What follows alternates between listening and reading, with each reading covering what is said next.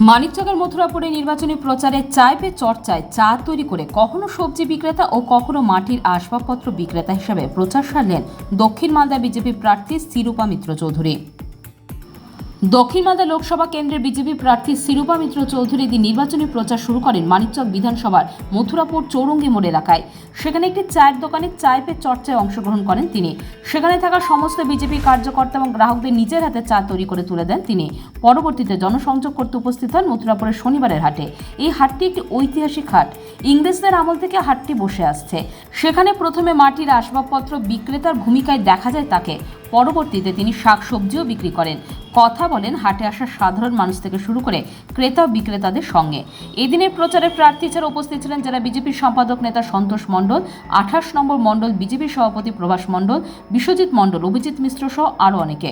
প্রার্থী শিরূপা মিত্র চৌধুরী বলেন, হাটে আসা সাধারণ মানুষ থেকে ক্রেতা বিক্রেতা শ্রমজীবী মানুষদের চাওয়া পাওয়া জানতে এখানে আসা।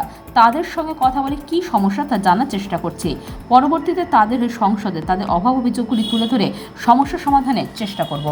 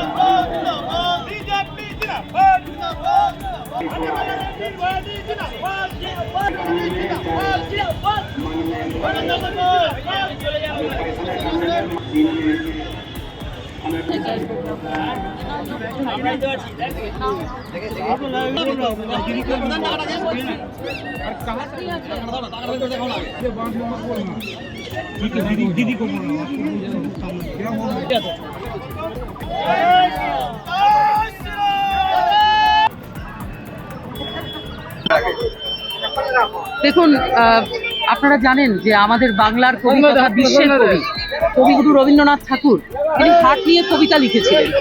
তিনি বলেছিলেন যে আমাদের বাংলার যে হাট, সেই হাটের মাধ্যমে গ্রামীণ মানুষের তাদের মানসিকতা, তাদের চিন্তা শক্তি, তাদের মনন শক্তি তার একটা বহিঃপ্রকাশ ঘটে।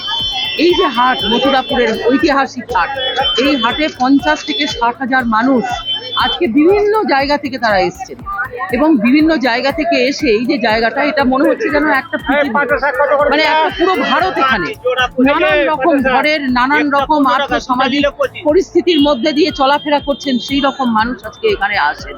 সে ক্রেতা হোক, বিক্রেতা হোক, ব্যবসায়িক সমাজ হোক, আজকে তাদের মাঝে একটা দিন অন্তত আমার এই ব্যস্ত নির্বাচনী প্রচারের মধ্যে একটা দিন আমি এই 50-60 হাজার মানুষের মধ্যে থাকবো।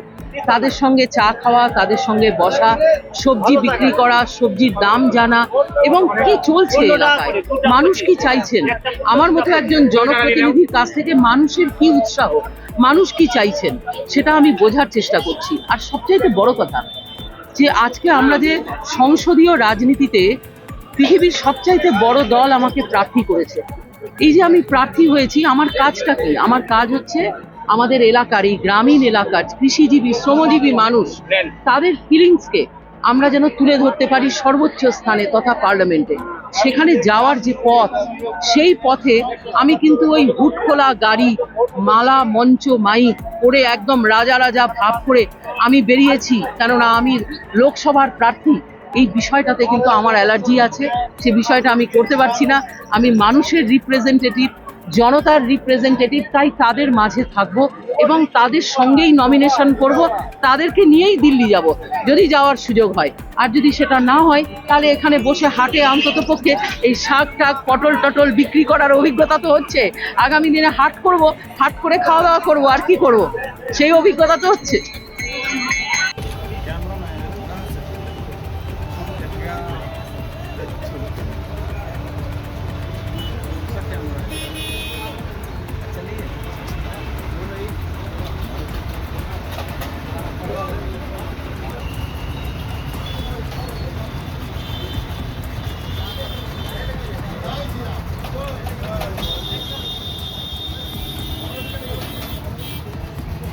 Bureau news, Bangla Times.